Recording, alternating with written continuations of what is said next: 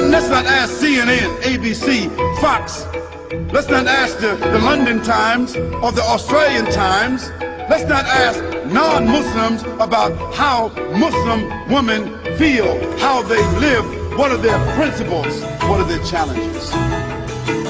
If you want to be fair, ask a Muslim woman. And you cannot find anything written in our holy book, in the Quran, that is denigrating the woman. It's just the opposite.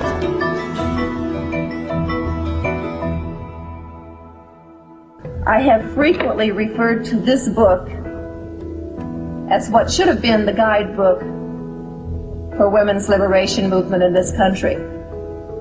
Because in this book, it has listed every right that we have struggled and fought tooth and nail for in this country and in others, plus some that we haven't accomplished yet and others that we haven't dreamed of.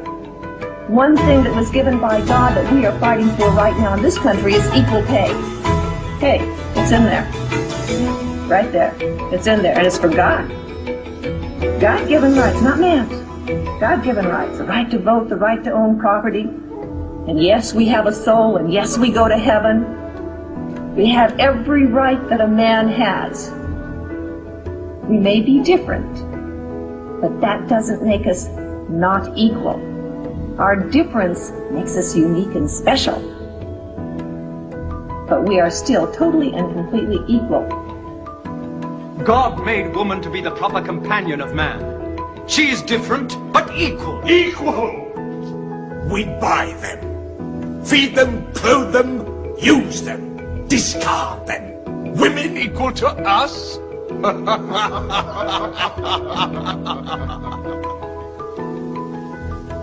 God created man from one male and one female. How? You must respect in all women the womb that bore you.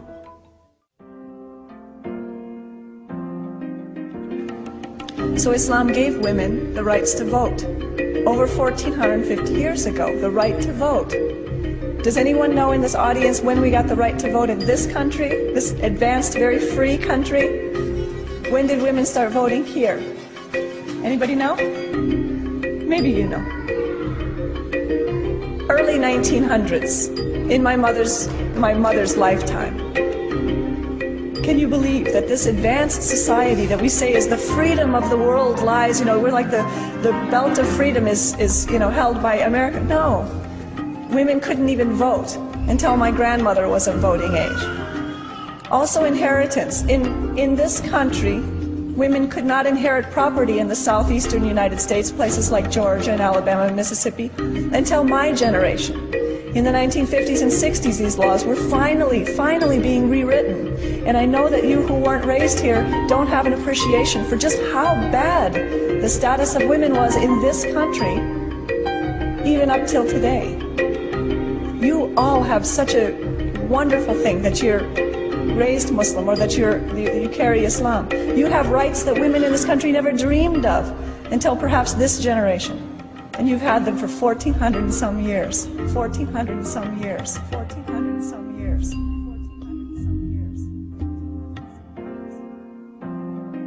Generally, a common misconception about my hijab is that I'm oppressed and that I have to ask a man permission anytime I want to do something, and we usually crack jokes about that because we all know that it's not true. They think that the men force women to wear that kind of hijab, but in reality, it's not at all that way, and the whole world changes. You see how men all of a sudden start respecting you. You have some sort of respect. I'm not a distraction for them. Instead, they're more engaged in business. They're more engaged into how educated I am. They're more engaged into my soul. People like us for our personality rather than, how good I look. I don't think the hijab has ever held me back from doing what I want. I've been here 4 years and I've never had trouble. No one has ever looked at me differently. It's been great.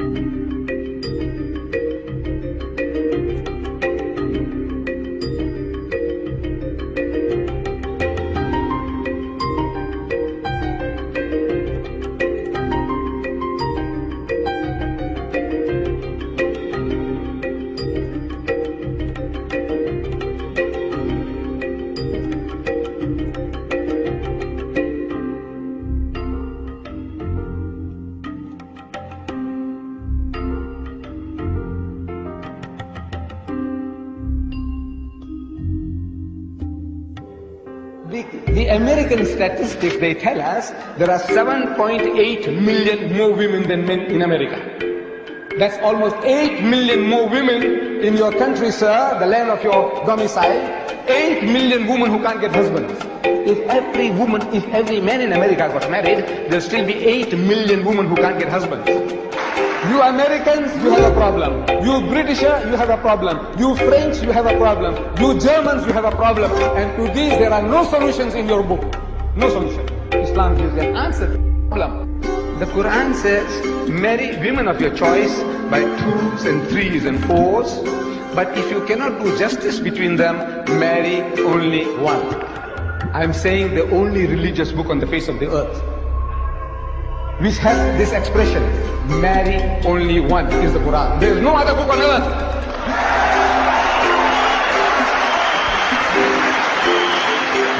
And this is a solution to your problem.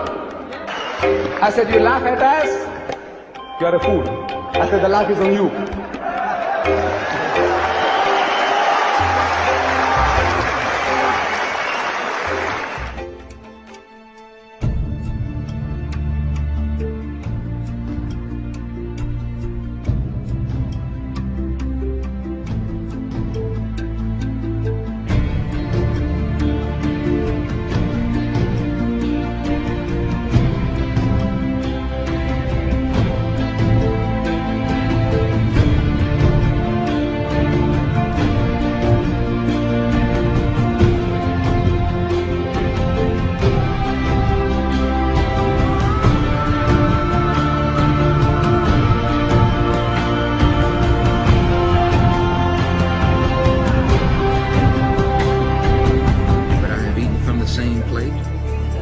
Same glass and prayed to the same God with fellow Muslims whose eyes were blue, whose hair was blonde, and whose skin was the whitest of white.